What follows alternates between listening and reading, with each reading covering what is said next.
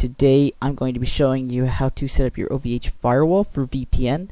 This involves a 3 IP setup because there is some attacks named kill all, and also if you only have 2 IPs and you're hit, it lags a lot. So it's best to have 3 IPs because on the 3rd IP you're going to be connecting through to SSH and through your OpenVPN, and since no attacks are directly hitting that direct IP address, you will not lag. Well, that's from what I see in my own interpretation, but someone else might have a different interpretation.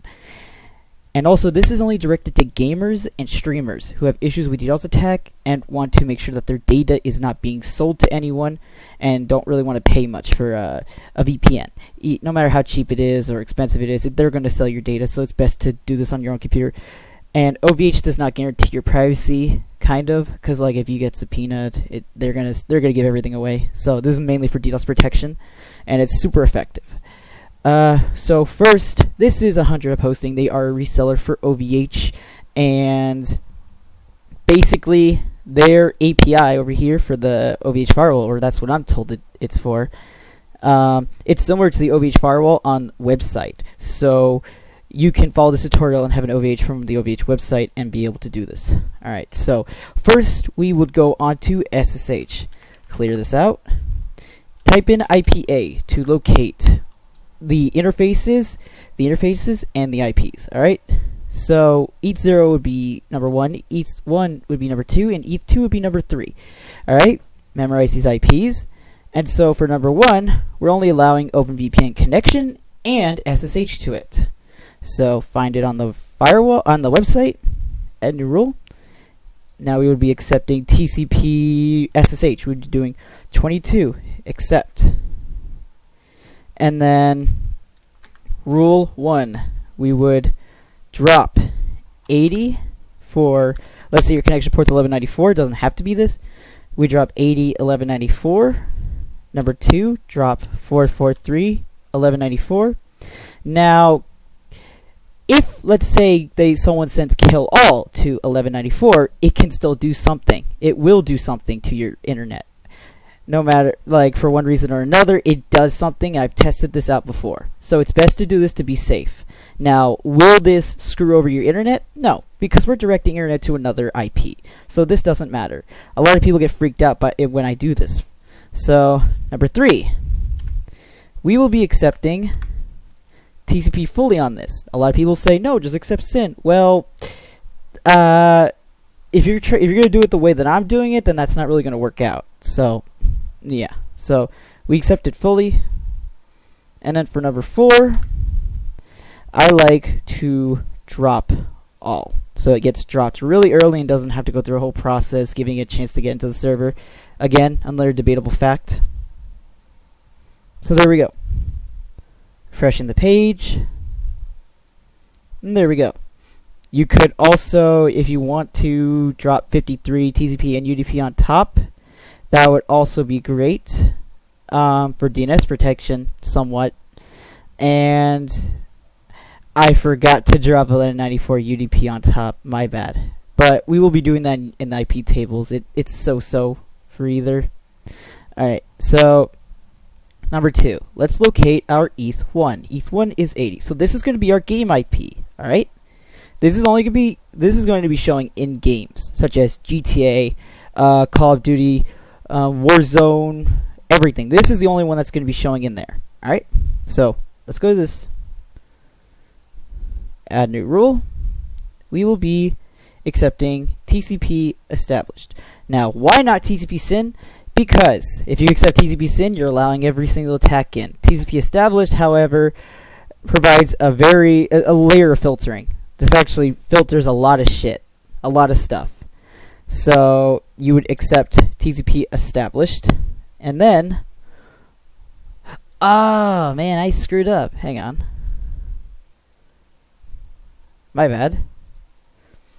We'll be deleting that rule, and this video is going to be unedited, so you might skip this part. So, first of all, we're just going to, this is supposed to be rule 0, but we're just going to put this here. So then, rule 1, drop TCP 80.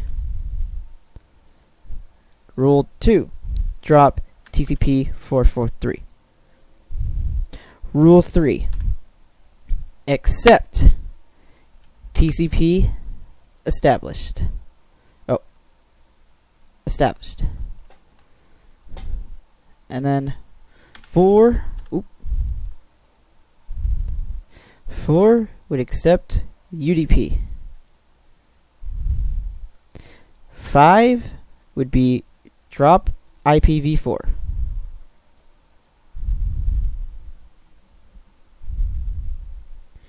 As you can see, this is going to stop kill all from affecting this IP address. Now, a lot of people are going to be like, wait, if you drop 8443 here, then there's going to be no internet. We're directing internet to another IP, so for those who are questioning this far in the video, just be calm. Be calm. Now, this isn't going to deny internet whatsoever. This is just protecting against a lot of DDoS attacks. If you do have experience with this rule, you should know this. Accept UDP. Although this is accepting UDP traffic, which is a major vulnerability and will allow UDP attacks, we have something when we get to the IP table phase that will help this. The IP tables will also be linked below. So, yeah. So, now, locate ETH2 would be this. Now, here is our internet IP. We will be accepting TCP 80 established. Rule 1, accept 443 established. Rule 2, drop. Get rid of this because drop all. Alright.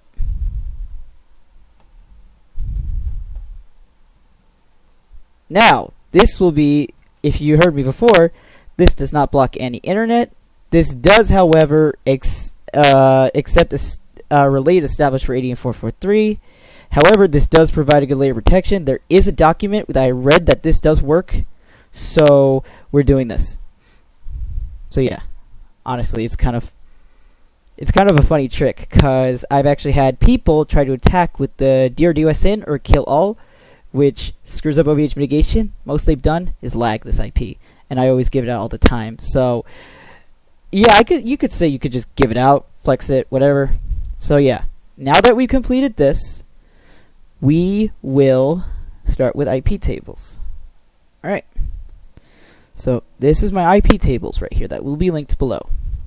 This clears the whole IP table firewall. Well, these defined chains, I think they're called. These defined chains.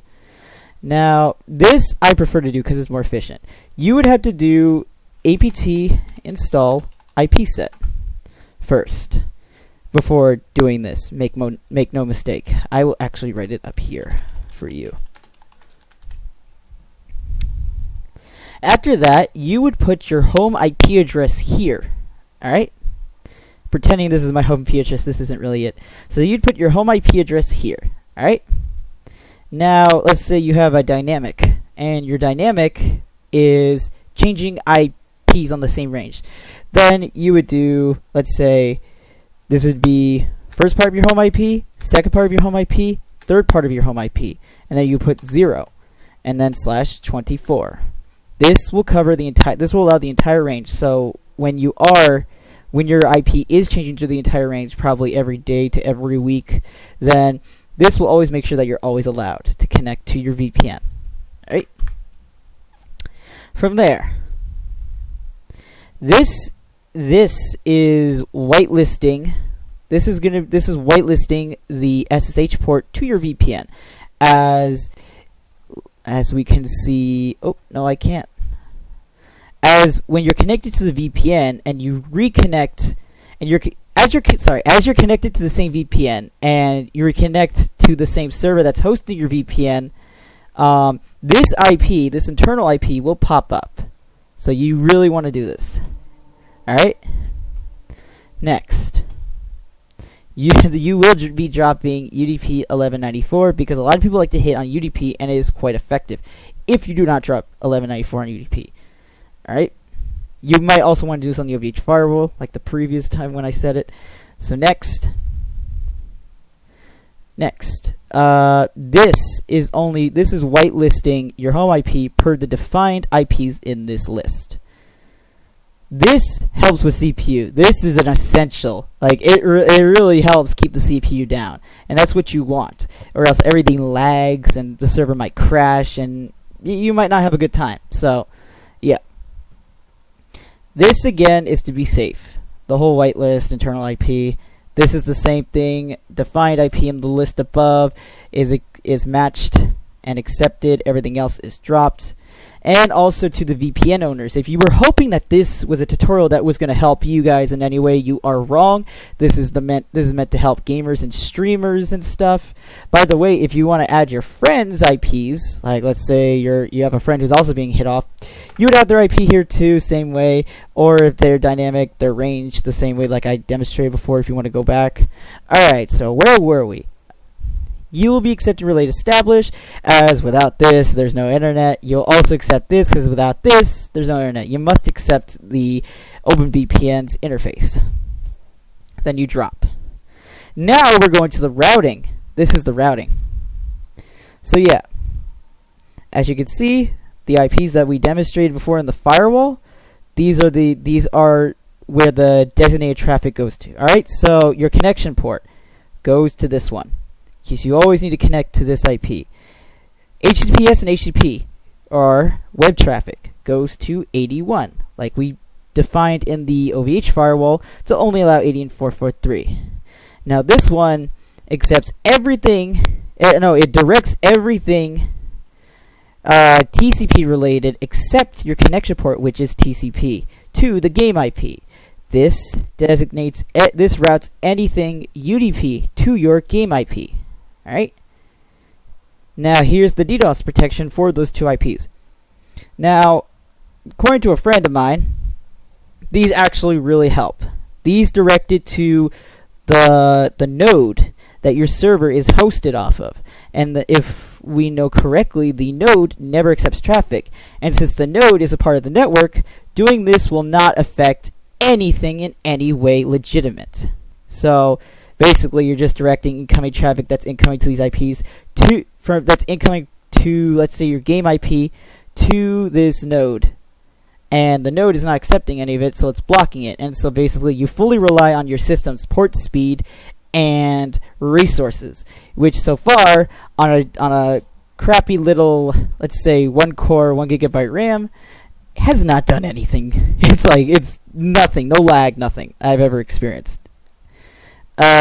Same thing here, directs TCP attacks basically to here, UDP to here, and then anything internal, blah blah blah. So yeah, these also help block internals if you didn't know. These also help block internals, and also since you're whitelisting, since you're whitelisting your connection port, there is no way any internal attacks will come through. An internal attack is someone who's attacking you with an OVH server within the OVH network. So let's say I have, this server. Let's say I have this server. I put in a DDoS script in, and then I send an attack to another OVH server. And since OVH whitelists its internal network, this traffic will go straight to the VAC system, if it even does, and totally decimate my target. Now, I don't know much about DDoS attacks or DDoS in general. That's just a rough understanding that I have. So yeah. And then also, you masquerade the traffic. Now, and also, yeah, this is Openvpn internal IP. It is kind of necessary. So yeah. I'm really about to get roasted or judged because of this video. Because my wonky understanding and incomplete sentences about a lot of explanations. If you do have a tech friend, he can probably help explain, but last I checked, a lot of us are competitive with each other and or don't like each other, so there might be a lot of misinformation or other stuff. But anyways, I hope you did enjoy this video. Also, this does not help with FIVEM service, this does not help with GMOD service, this does not help with REST service. Please do not DM me to help you with those servers, because I am going to block you this time. I've got a lot of people DMing me about helping them with their servers, and they end up using Windows servers, and I'm not able to help them. So please do not DM me if it's about a FIVEM, GMOD, etc. And the reason the video is very long is because I had to explain, and also this is unedited because I don't have an editing software. So I do hope you enjoy. Like and subscribe. I am going to be making a website tutorial soon, and I do hope you enjoyed this video. Thank you.